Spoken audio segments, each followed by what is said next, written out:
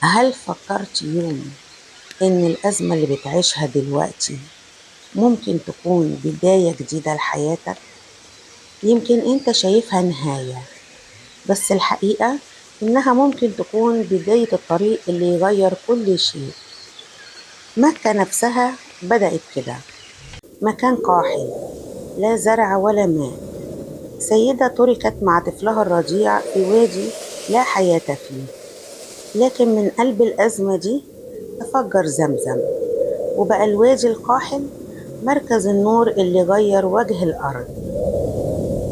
الناس شافت مكة مجرد أزمة وظروف مستحيلة، لكن الله كان شايف فيها بداية. وانت كمان ممكن تكون في أصعب لحظة، بس صدقني دي مش النهاية.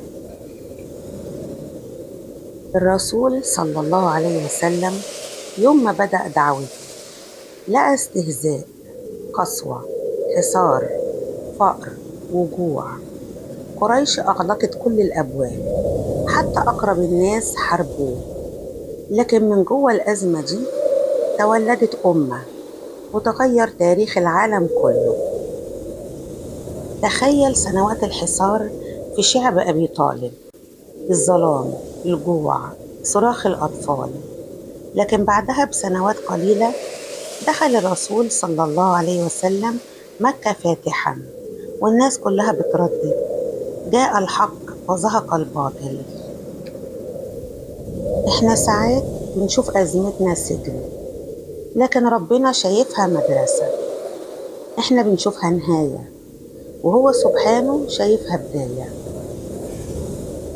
لو انت في أزمة دلوقتي، افتكر مكة، افتكر زمزم اللي خرج من صحراء، افتكر نبيك صلى الله عليه وسلم اللي خرج من حصار لفتح عظيم. أزماتك ممكن تكون البداية، البداية اللي ترفعك وتخليك إنسان مختلف. لو حسيت إن الكلام دخل قلبك، شاركه مع حد محتاج يسمع ده النهاردة، وخلي قناتنا نور من مكة تبقى سبب أمل في قلوب الناس.